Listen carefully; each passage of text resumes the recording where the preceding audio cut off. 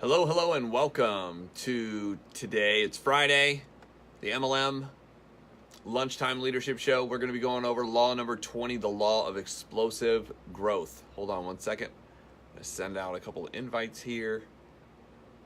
Hope everybody is doing well. And we're going to jump into this lesson.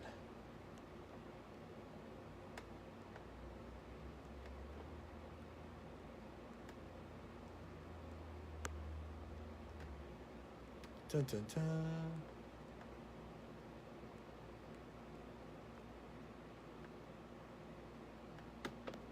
There we go. Hello, hello. Brad's on. What's happening? Benny's here. What's going on? Bess is here. We get rolling.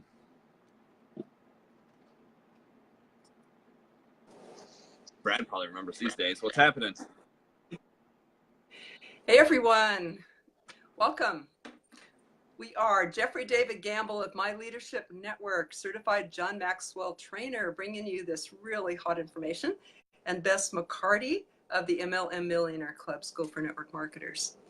And we partner to bring you these generic trainings for the MLM Lunchtime Leadership Show on the 21 Irrefutable Laws of Leadership by John Maxwell. It's real important if you're gonna have a team.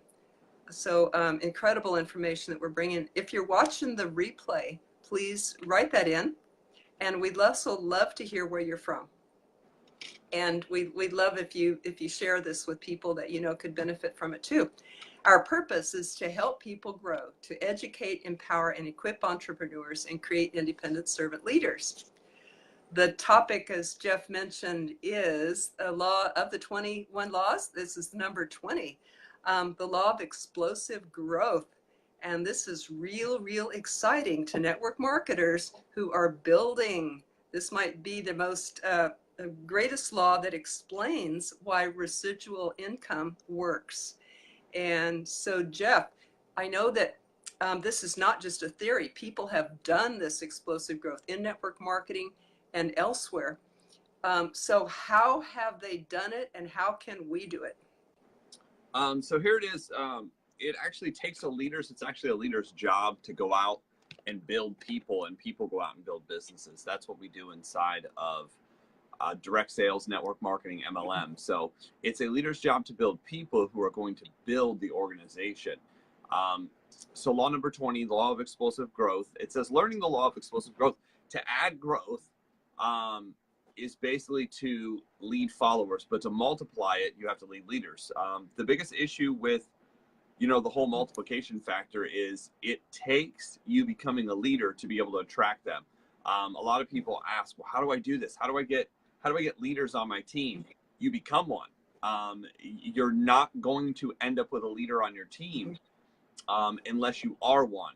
They don't come by accident, and if they do come by accident, they're going to look around and realize that a leader might not be there. Now, there may be leaders in your company, but there's difference between leaders in the company and leaders on your team. The easiest way to attract them is actually become them. So often, if not always, organizations lag behind. This actually causes tension between where the group is and where they actually want to be. So the answer is actually found inside of the law of explosive growth. You can grow very quickly. And here's what one of my mentors said: all growth is not good. I mean, that seems kind of crazy inside of a direct sales company. But the reality is all growth is not good. What a lot of people don't realize is and, to speak about the industry, truthfully, I'm not here to sugarcoat it. A lot of times what happens is brand new companies that just get off the ground. What actually happens is in a lot of cases is they don't fall apart because they didn't know what they were doing. They fall apart because they grew too fast. They didn't have implementation to have certain things in order.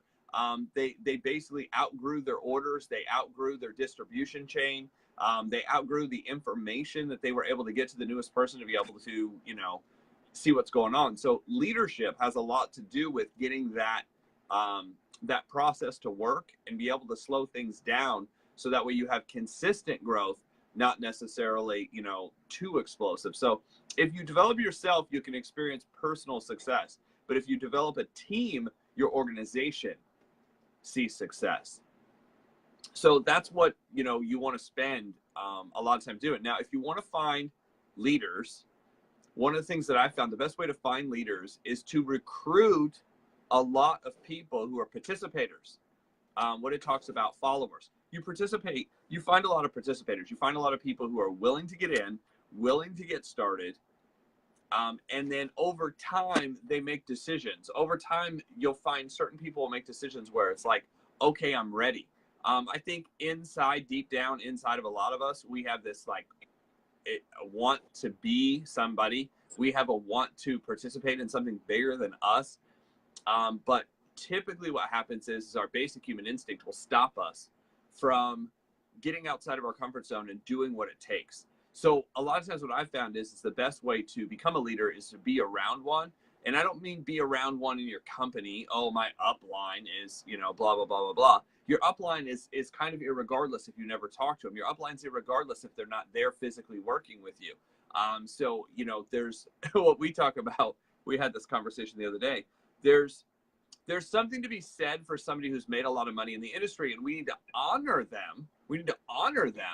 But we don't necessarily want to put everything with them, if that makes sense. Sometimes they're not teaching, they're not training things anymore that are relevant in the marketplace, but we still honor them for what they've accomplished. We still promote them for what they've accomplished.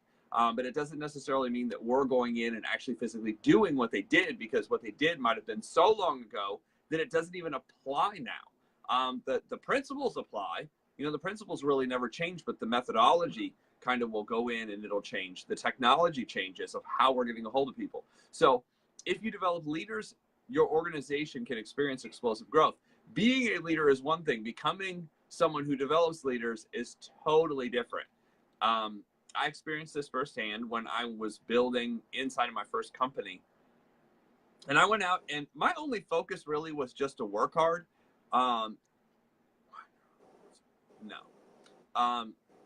My focus was just to work hard. My focus was just to do the right things.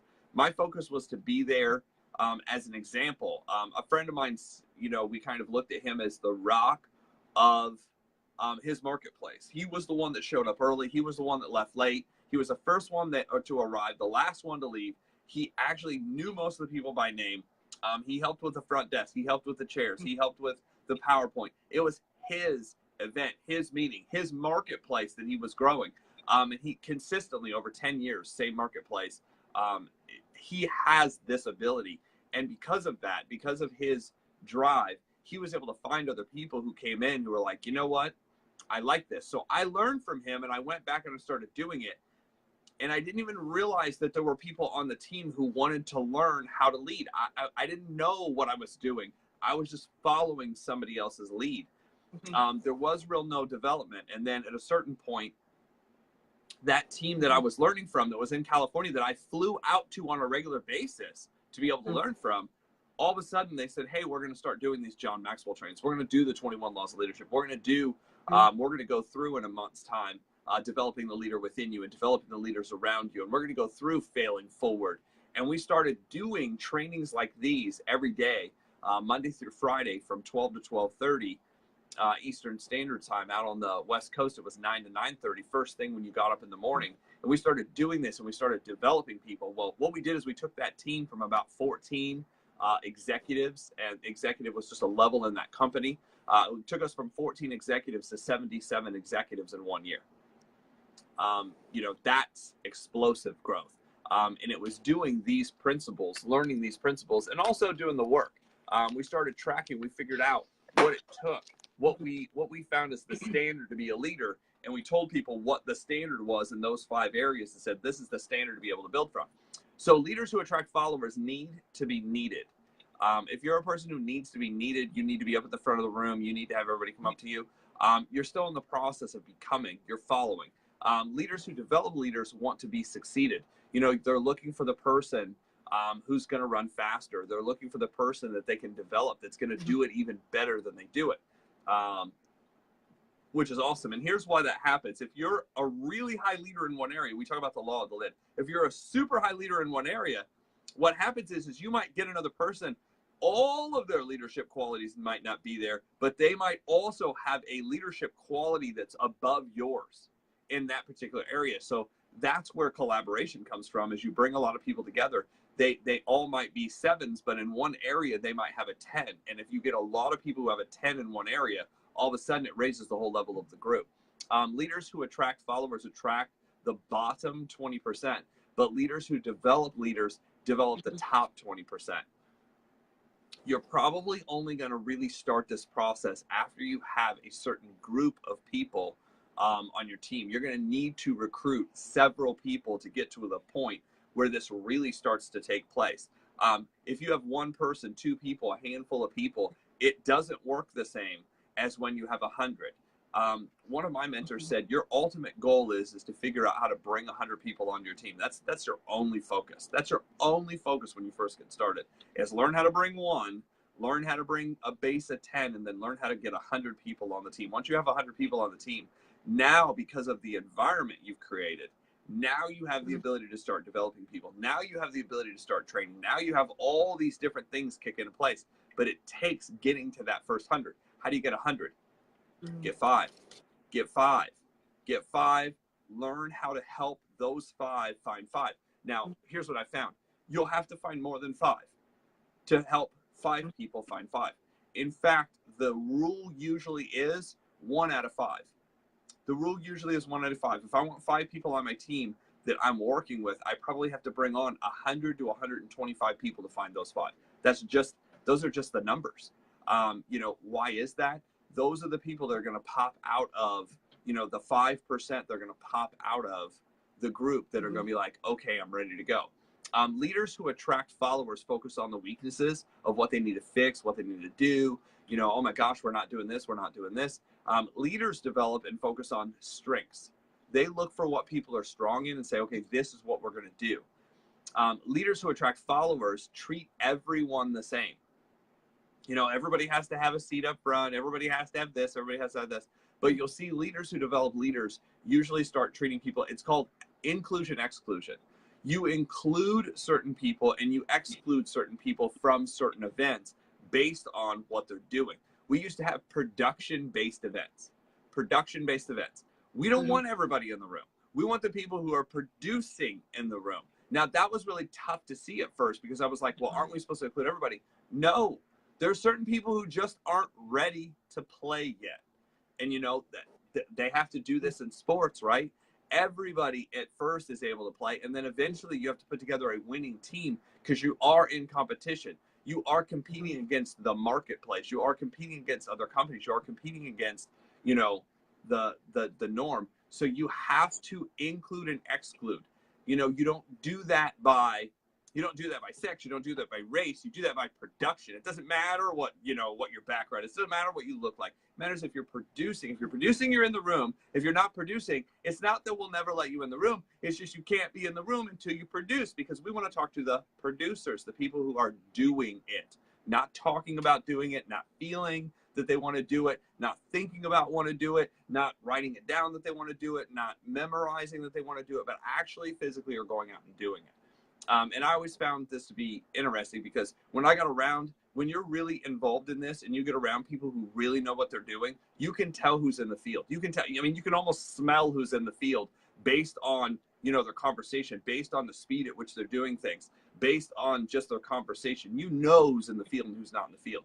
Leaders attract everyone. Okay, so we went over that. 12. It says leaders who develop leaders treat individuals differently. So then 13, leaders who attract followers spend time with others. Leaders who attract followers spend time with others, but leaders who develop leaders invest in the right people. They're picking the people out who are producing and investing in them, saying, hey, let's go to lunch. Hey, let's grab coffee. These are the people you spend the late hours, late nights with. These are the people that you take out and have those conversations with. Leaders who attract followers grow by addition. Leaders who attract leaders grow by multiplication. A friend of mine who's done very, very well in the industry said this. He's like, the reason the reason I end up recruiting a lot of people who are already in network marketing, who are already in direct sales, the reason I specifically target them, and he has a way of doing it that's ethical. He just asks people, he's like, hey, I see you're in another company right now, but I need to ask you a question. He's like, are you open to hearing about anything else? So he leaves the door open. He goes, if they say no, I never have another conversation with them. They've told me they're not interested. He's like, if that ever changes, let me know.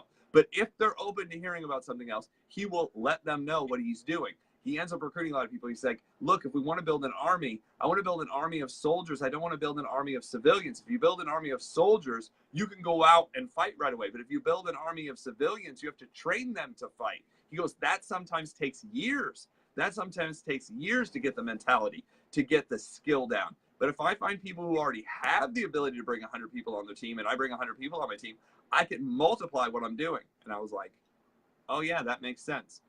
17, leaders who attract followers impact only the people they touch. Because if you're the only one who really knows what's going on, and you're the only one who can really train and teach and develop people, then your team is basically stuck with you.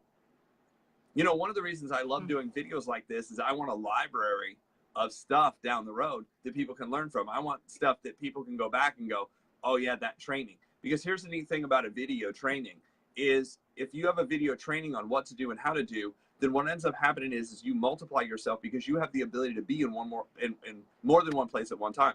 You have the ability to affect more than one person at one time. So it's not a bad idea to start taking these lessons and recording them for yourself, you know, for yourself, the things you learn here. So number 18, it says leaders who develop leaders impact people beyond their reach, beyond their reach. Once I trained somebody to do what we need done, then we had a team that sparked in California. We had a team that sparked in Louisiana. I sat down for hours and hours and hours communicating. I say communicating because I wasn't able to talk to them. I had an entire team that was deaf. I spent hours sitting, writing back and forth. In fact, a friend of ours came to town that was what they call a coda. And a coda is somebody who grew up basically in a household where their parents or a parent was deaf, but they have both languages mastered 100%.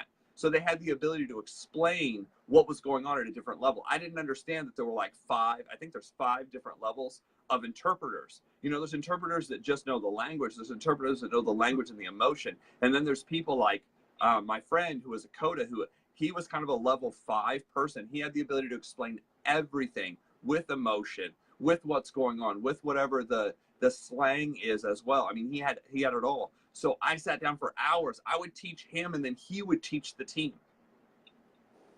Now that took a lot of time, but the end result was that team ended up growing into Canada, into places I didn't even know anybody. I started earning checks from other countries. And my biggest thing was when you start earning checks from other countries, it's kind of cool at first. And then you have to think, do I have to pay taxes in another country? How does that work? Where do I go? What bank do I take this to? And then you have to worry about exchange rates and all that stuff. So it's a different problem to have, but that's the benefit of this lessons. As leaders, you can develop people beyond their own reach. So that's what I have for the beginning of learning about leadership. What I'm going to do is turn this over to Bess, and we have a whole nother section to cover here in a second. But Bess, can you give them your take from your background on, you know, leaders, the law of explosive growth? Yeah, well, thank you for all of those stories and examples. And Jeff mentioned good to recruit, 100 people to start. Well, Jeff's recruited over 500 personal people frontline. So he's definitely someone to say, let me take notes while you speak. So the explosive growth in the free book that comes along with this, the 21 Irrefutable Laws of Leadership by John Maxwell, there's a couple of stories I wanted to share with you. And one of them happened in Jeff's state. That Jeff is living in Indianapolis, Indiana. And this one happened in Jeffersonville, Indiana. You guys have heard of Papa John's Pizza? Well, it started in this little tavern, and he opened his first store there. I think he was 21, but like 22 when he opened his first store in 1985. And he multiplied that. It was 6 years later that he had 46 stores. And a year later, after that, he had 110. A year after that, he had 220. So just like kept doubling. And 5 years later, he had 1,600 stores. And he did this with the law of explosive growth, of training leaders, getting good people. But first, he was just thinking, well, I'm just trying to develop myself. You know, I'm just trying to develop the stores and make good pizzas and all that stuff and do his own learning. But then he realized that he could multiply that and get greater results. So that's how he did it. And John Maxwell talks about a pastor that learned his methods and for 7 years studied him and used him. And this pastor had a really good church of 700 people, which was big in his area.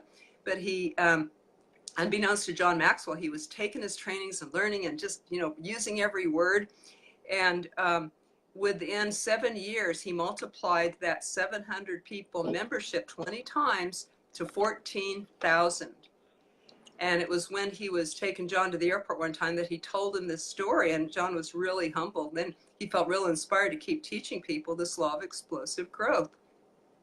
So we build up leaders, not just you, but build the leaders. And we want our thinking to shift from just developing me. You know, followers math is I get one follower at a time, but leaders math is you get a bunch of leaders who get followers, or leaders who get leaders who get leaders. If you are getting value, we'd love if you share this, hit like, share, comment, let us know something that you got today. We'd love to hear a takeaway, and we'd also love to hear a question that you might have, because at the end we're going to take questions about this law or about leadership or anything about network marketing. So please feel free to type that in. And I want to say hi to Benny and Lucy and Denise and Julie and Wagar and Donald, Alan, Chris, Athena, and Thomas. So glad that you all are here. Back to Jeff to hear the rest of what you have to share with us. So leading others to this law, why doesn't everyone develop leaders? Well, the first thing is leaders are hard to find. Typically, leaders are already doing things. I love people who are like, well, I keep running into people, but they're busy. They're probably busy. You know, some people are busy. I think it's popular to be busy now.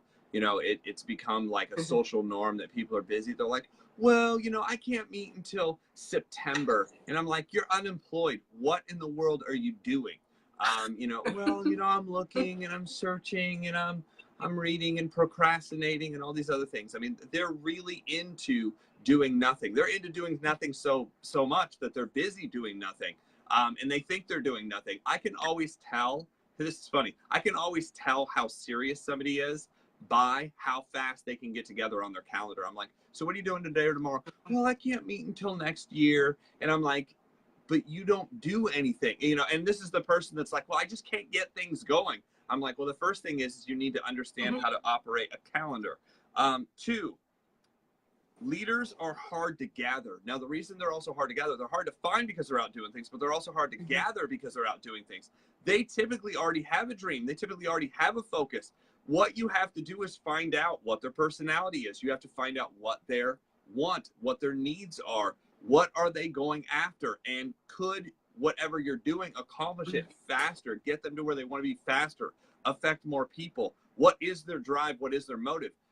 This is why it's very hard to recruit a leader, is because they have a little bit more know-how and a little bit more commitment to what they're doing. So to be able to take them and turn them in a direction, you have to know personalities. You have to have commitment. You have to have desire. You have to have a dream. You have to know how to point them in the right direction, not just be like, hey, we've got a great company. Hey, we've got a great product. Hey, we've got a great comp plan. That's good. What are your results right now? Can you show me somebody who's getting what I want faster? Oh yeah, there's this guy at the very top, but you don't know their name. Oh yeah, there's this guy at the very top of the company, but you don't have their phone number. Oh yeah, there's these people on stage, but you've never had a one-on-one conversation with them. You don't have the ability to introduce them to these people. You just know that there are those people in your company. That's the difference between being a leader and being a follower. Followers sit in the room, but they're not involved in what's going on. So this is something to kind of learn. This is one of the lessons that I learned in the business is it's one thing to know that there are people making money in your company. It's another thing to know the people in your company making money, if that makes sense. And then here's the thing, leaders are hard to keep. Now, the reason that leaders are hard to keep is because leaders need to see results consistently. Leaders need to see we're going in the same direction consistently. If you're doing one thing one week and one thing the next and one thing the next week, it's very hard to keep those leaders, because they're like, leaders are looking for that consistency. They can tell, like in bodybuilding, you can tell the people who are serious. They're consistently at the gym. Bodybuilders don't come in once in a while. Fitness experts don't come in once in a while to work out. They're there every day. In fact, not only are they there every day, you can almost predict what time. One of the guys I follow online happens to be not only an Olympic judo wrestler, not only a professional bodybuilder, but he's also a nationally ranked powerlifter. So he has 3 titles, plus he's an actor and a model. And what's funny is he goes to the gym at the same time every day. And somebody was asking him, they're like, well, that's insane. Why would you go to the gym? Why would you go to the gym at 4 a.m. every day? He goes, it's the most important thing I do. So it's done first. And it's also done when I don't have any distractions or anybody else around. What was he saying? Only leaders are here at 4 a.m. Only leaders, only people who are going to get it done, only people who are there to work out, not people who are wanting to talk, not people who are interested in it, people who are doing it. And he consistently brings in some of the best to work out. And, you know, does it work for him? Yeah, he's 48 years old and he looks better than most 20-year-old athletes. He's still winning at the age of 48 when most people say, well, that's too old. You can't do it anymore. You couldn't be competitive anymore. And he's like, I probably have several more years at the top at this level because he's been consistent so long. Here's the thing. I've been following him for years. You know how often he's changed his work schedule? The answer is never, never. So that's one thing that I learned is you go to where the people are who are succeeding and you start doing what they're doing. Here's the thing. When my job, and I'm not telling anybody what to do, but when my job conflicted with what I was doing, I quit that job. And people are like, oh my gosh, you quit. Yeah, I was willing to do whatever it took. I quit the job. I changed careers. I changed careers to open up the time because the job I had was never going to open up the time I needed to build my business. It was never going to do it. So I was like, well, I'm looking at people, unless you can find somebody that you can work with that's done what you've done with your schedule. If your schedule's really weird and it doesn't allow you to build your business, don't fool yourself. Don't fool yourself. Well, I'll just take a little bit more time. How are you going to do it if you can't be at the trainings? How are you going to do it if you can't show up? How are you going to do that?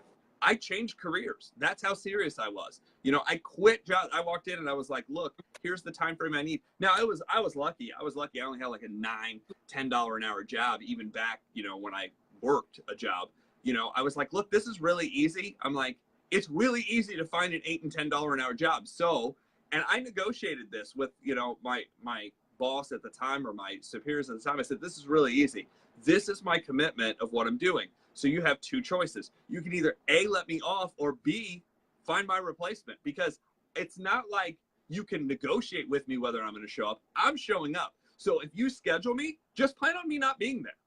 And then they wanted to, it was funny, they actually did that and they planned it. They actually, you know, basically put me on a day that I told them that I was going to be off. And guess what? I didn't show up. Why? Because I had already told them what my level of commitment was. Then they wanted to have a talk with me about, I said, there's nothing to talk about. I had this conversation with you in the beginning. Obviously, you didn't write it down or you didn't think I was serious. If you ever do it again, just plan on me never coming back. And then they tried to call me back in for my exit interview. I said, I don't have to exit a job I no longer have. I already know because I've already left. So you can just send me my, well, it's going to take 6 weeks to get your check. I'm like, it could take 6 years to get my check. I don't care. I already found another job because the moment you did that to me, I went out and got hired somewhere else. So send it to me in the mail. They didn't even know what to say. They're like, this person is acting like they are running the place. And I was only making like $7 an hour because I knew where I was going. They had no idea where they were going. In fact, when I went there, not only did they not know where they were going, they would talk about how bad it was there. I was like, I don't plan on being here, so I don't even care how bad it is. You know, the environment's bad. I don't care. The sales are bad. I don't care. The numbers aren't good for this quarter. I could care. In fact, this place could burn to the ground. With the exception of you guys being in the fire, I don't care. Like, I would care if you guys got hurt, but if this place burns to the ground, if the whole mall goes up, I don't care. Now, I wasn't involved in that, by the way. If there was a fire, I had nothing to do with it. I don't know. I'm just kidding. Some people are like, oh my God, did he really? No, I had nothing to do with anything that ever happened at the mall. Because I wasn't even there long enough to find out. You know, they would call me and be like, did you know this happened? I'm like, no, I wasn't even paying attention. In fact, I was talking to somebody about my business while I was at work. So I didn't even know what was going on inside the store most of the time because I was already thinking I'm outside that store. So teaching segments of the law of explosive growth. So here's how you teach it when it comes up. The more we grow our organization, the heavier the load of teaching becomes. You have to make choices and you have to make decisions on what to do and where to do and how to do when your organization's growing. Because here's what you have to, here's something that's interesting you have to do. You have to anticipate the growth that you don't have yet. Because if you get a space for your next meeting that's too big, it doesn't look like it's growing. If you get a place too small, everybody complains that it's too small and they couldn't bring their people. So you have to anticipate what's going on in the future. I don't spend a lot of time with any of my key people. Well, the reason you're not spending time with your key people is because you're so busy handling crap that doesn't make you any money, that doesn't help. You're having conversations about people who haven't gotten started, who aren't in the business. You know, this is why I started valuing my time more. Until we have a conversation, I won't even meet with you. I won't even meet with you. Look, until you've committed something to this, I don't have time. And I told somebody this the other day. They're like, well, I just want to meet and talk and this, that, and the other thing. I said, great. It's $250 an hour. Here's my account. And they were like, no, I'm not looking to, I was like, and I'm not looking to show up to waste an hour. It's $250 an hour if you want to talk, or we can have a quick conversation on the phone. They were like, okay, I'll call you. I was like, good idea. And then I could also tell how serious they were. They weren't serious to put any money down. They weren't serious to do anything. They were just wanting to talk and waste time, which is basically the reason they're in this situation. They wanted to literally talk about what they were doing and why it wasn't working. I'm like, I can tell you right now, you're not committed to what you're doing. I have several good people on my team. I'm just not sure they can lead others. Well, if you have great people on your team that are not bringing anybody onto the team, then you just have people who aren't ready yet. That's the main thing. They're just not ready. Anybody can bring anybody onto a team. Anybody can do this. And it's just, are they ready? Are they willing? Are they willing to do it? And you can see this through their commitment. You know, do they get tickets? You know, do they get tickets first? You know, people are like, well, when you were building, see now instead of getting tickets, I've got to get the place. I've got to set the whole thing up. But when I finally got this, I would get a ticket the moment they told me about it. I was like, I know you guys have tickets. I would walk up to them at the beginning of the meeting. I was like, look, I know we're at a Saturday event and I know there's going to be tickets. You know, when are you going to do that? And I would usually get a ticket before they'd announce that there were tickets. I would usually get my seat. I would plan it out. I want to be up front. Why do you want to be up front? You don't want to be in the back with the guy that's talking about his job. You don't want to be in the back where people are showing up late bitching about their job and what just happened and why their car broke down and why they had to get an oil change and why their spouse did this and their kid did that. I wanted to be up front where the people who were free, where the people who knew what they were doing. I wanted to be up front what was going on. I wanted to be as close to the action as possible. So these are some things. These are just teaching segments. The more you grow your organization, it's going to become more. So this is why it makes so much sense. You got to focus. And this is why it helps to have a mentor of what's going on. You know, people think it's just, okay, well, I just show and I'm going to find somebody and they're going to bring 100 people to my team. Guys, if it worked like that, if it really worked like that, wouldn't your group, wouldn't your team, wouldn't your organization already have everybody it needs? You wouldn't be able to find anybody if that's how it works. This is not easy, but it is worth it. So with that, I'm going to turn this back over to Bess for some closing thoughts before we wrap things up on Friday. Cool. Just want to say hi, Kelly. Good to see you. Kelly Rukowski's here, and Erica and Monica, Joyce, Chris, Marty. And by the way, Jeff, you and Chris Brehalt are both bodybuilders. So he really gets what you're talking about when you talk about the gym and hours there and everything. So folks, 2 things that you can do to apply this law number 20 law of explosive growth. First thing, identify where you're at. Are you doing this just developing yourself? That will bring you personal success. Are you developing your team? That will bring you organizational growth. But are you developing leaders? That will bring you the explosive growth. And number 2, identify how to find, gather, and hold these leaders. So like Jeff said, that's not easy to do because they're rare, because they're very creative. And once you hold them, once you have them, How do you hold them? You have to stay ahead of them. So you have to keep doing your personal growth and everything, and you have to keep inspiring these leaders. That brings you the residual growth that is so wonderful and pretty unique in network marketing. And you may have heard the saying that if you really understood the power of residual growth, you would knock down a brick wall to get to it, to get it. That's why this is such an incredible law in this book, in this series, because where else does it play out so magnificently than in network marketing? The ceiling is really unlimited for the growth. So harness and know and use this law of leadership, but stay ahead of the leaders. Do your work too.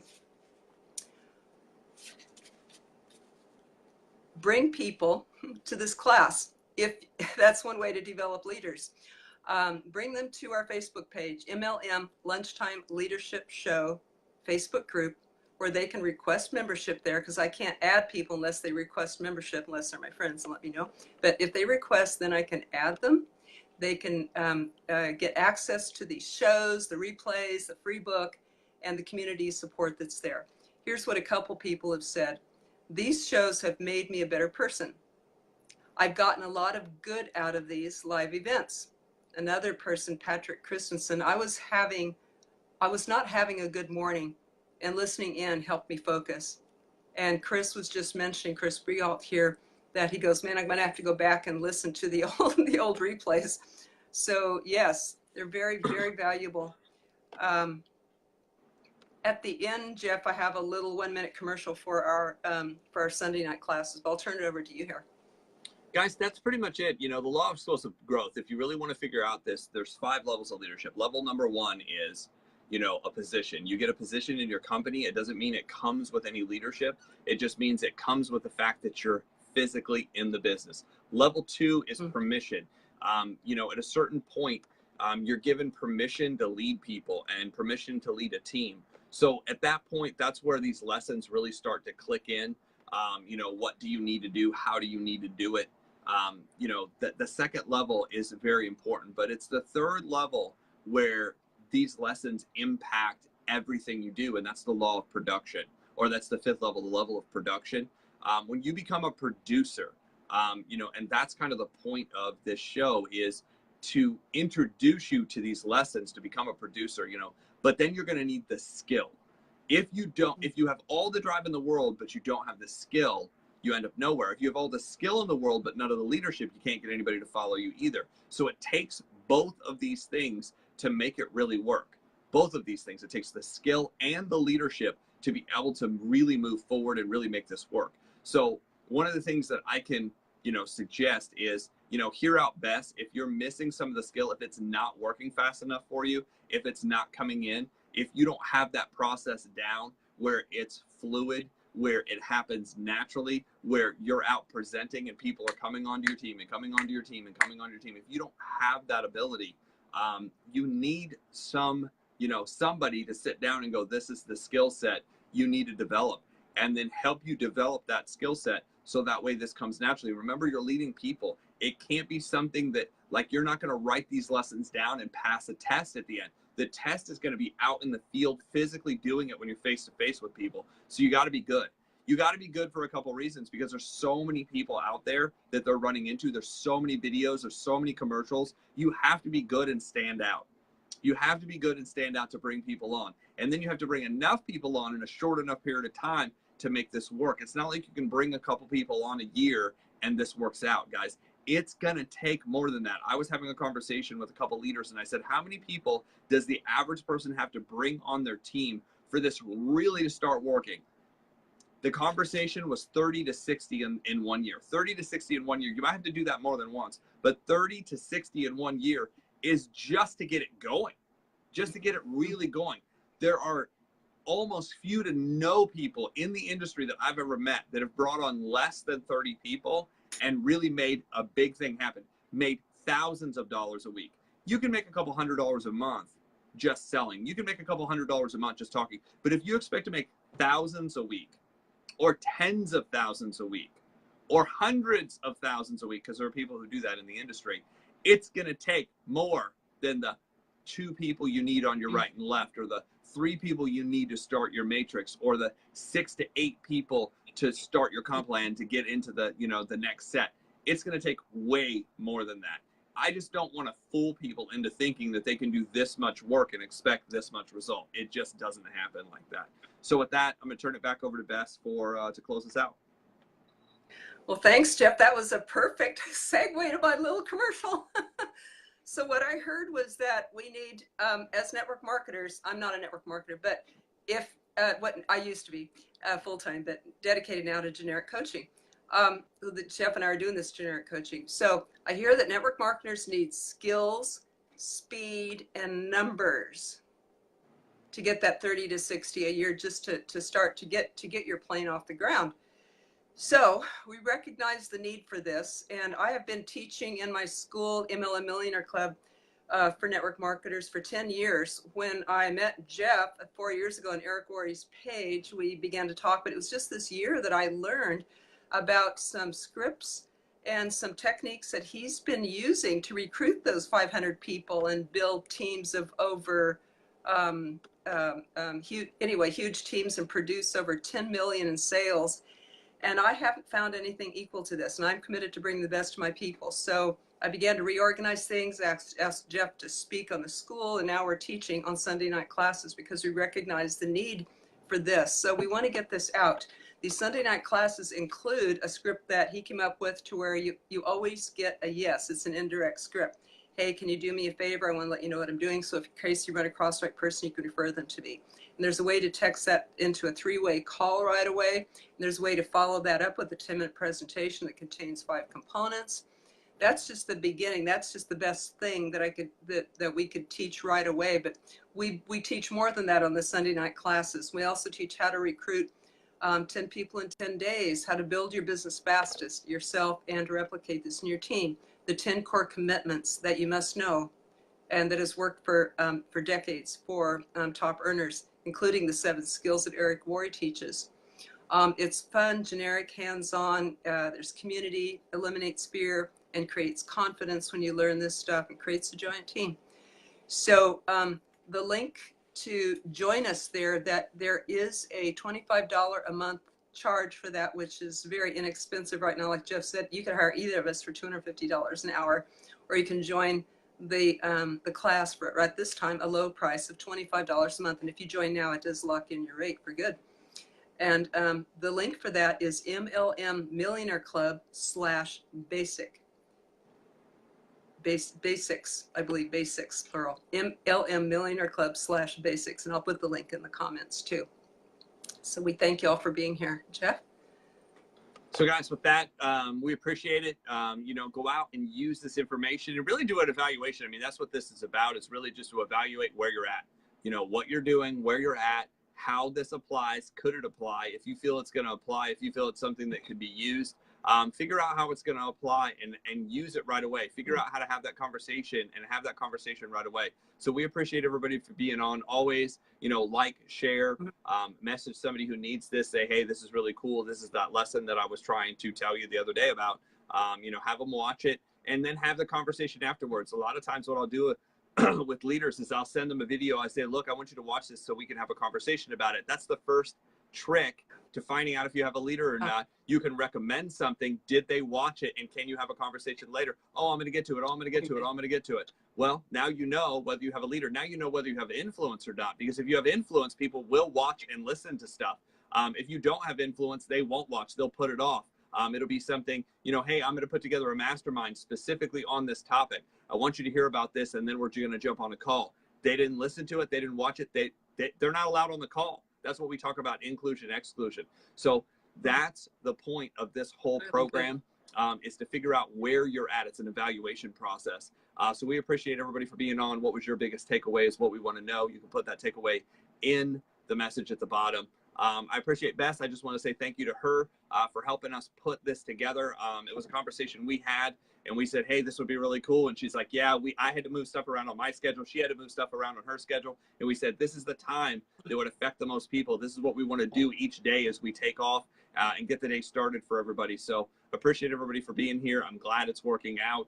We're just about to wrap up the first full month. So on Monday, we're going to do Law 21. And then on Tuesday, we're going to give a recap of this training and talk about what we're going to do next. You know, what is going to be the next, 4 weeks or the next month's training, what we're going to go over. So we appreciate everybody for joining us.